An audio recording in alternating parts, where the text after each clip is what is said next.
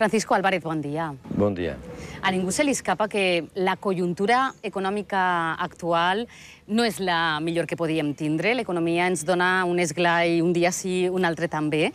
Quan canviarà este panorama actual y es tornará a crear ocupació? Se considera que cuando tenemos un crecimiento del 2% de la economía, del Producto Interior Bruto, es cuando se empieza a crear empleo. Sin embargo, yo creo que estamos viviendo una época que demuestra que quizá los parámetros clásicos puedan cambiar, pero en la medida en que esos parámetros cambien y los salarios puedan quizá recortarse, los gastos también, etcétera, a lo mejor puede ser que ese porcentaje del 2 pueda ser inferior para poder crear empleo. Però Vol dir això, Paco, que no ens serveix res del que teníem i que hauríem de crear noves normes? las medidas que con anterioridad se han podido tomar y que tenían eficacia, actualmente no es el caso.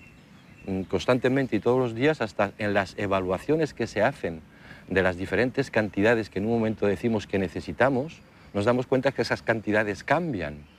Entonces, está claro que el contexto económico no es el mismo y yo creo que es uno de los errores que cometen muchos dirigentes, que es de intentar aplicar fórmulas antiguas a una situación nueva. Per tant, aquests paràmetres segurament haurien de canviar. La crisi s'endú per davant també el sistema financer. És inevitable este rescat? Pues sí lo es, puesto que en realidad, digamos, las cifras que hemos tenido hasta ahora estaban basadas en unos activos cuyo precio, normalmente, digamos, como decimos, el sector inmobiliario, no era el real. Entonces, en la medida en que en un banco se contaba de que un piso valía, por ejemplo, 100.000 euros, pero que en realidad el valor es la mitad, pues a partir de ahí, si empezamos a hacer restas, llegamos a estos agujeros en los cuales finalmente esos activos no tienen el valor. Com és possible que tinguem el sistema financer més fort i que ara estiguem tan malament? Què és el que ha fallat? En realidad creíamos que teníamos el sistema más fuerte, se anunció, pero que no era realidad, puesto que estaba basado en un cálculo sobre unos activos, particularmente inmobiliarios, que no tenían el valor que se decía tener.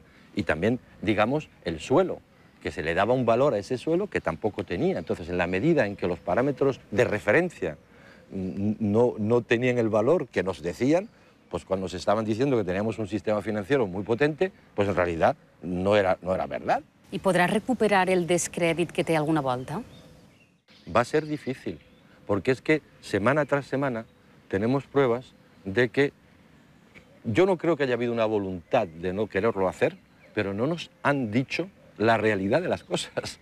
Y entonces, claro, eso sí crea descrédito, no solamente, yo diría, a la ciudadanía española, es que hemos creado descrédito fuera de aquí, cuando en realidad ahora lo que necesitamos es que nos ayuden de fuera de aquí. És just, senyor Álvarez, que ens diguen que la crisi és culpa de tots, que l'hem creada entre tots?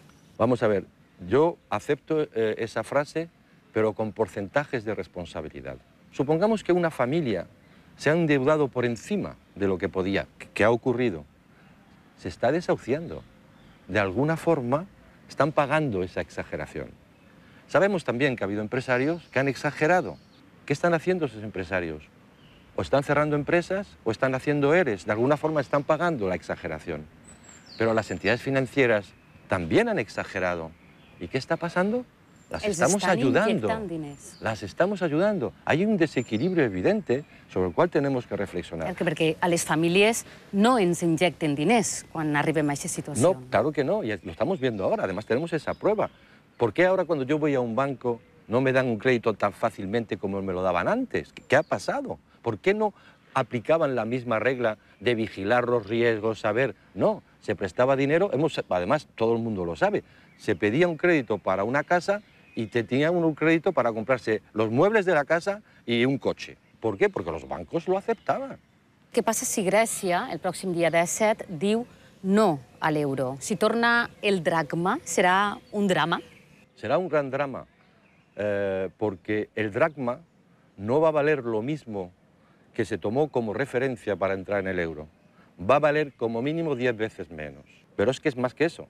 Las entidades financieras, particularmente alemanas y francesas, que tienen deuda griega, van a sufrir las consecuencias. Y a partir de ahí, el hecho de que Grecia salga del euro no solamente va a tener consecuencias para Grecia, sino que esto es, cuando se comparte una moneda, digamos, también impacto en aquellas entidades financieras que tienen activos griegos. Parlem d'inversions. Si algú en estos moments disposa de diners, Sí. on li aconsellaria a vostè que els invertirà?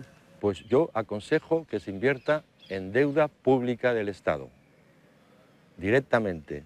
No dejemos que capitales extranjeros compren deuda y que luego tenemos que pagar nosotros, pues con nuestro dinero podemos perfectamente comprar deuda del Estado español, que no va a quebrar, y ayudaremos de esa forma quizá a bajar un poco la especulación que existe sobre una deuda que además vamos a pagar todos nosotros, y cada vez que los intereses se incrementen pagaremos más intereses con nuestro dinero.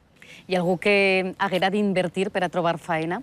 Yo sé que no es fácil, pero intentar ver de qué forma podemos recuperar esa creatividad, particularmente en esta comunidad valenciana, que a mí me sorprendió mucho cuando yo vine de París y que se ha perdido. Vamos a reflexionar sobre eso, vamos a reflexionar sobre nuestra agricultura. ¿Qué ha pasado con nuestra naranja?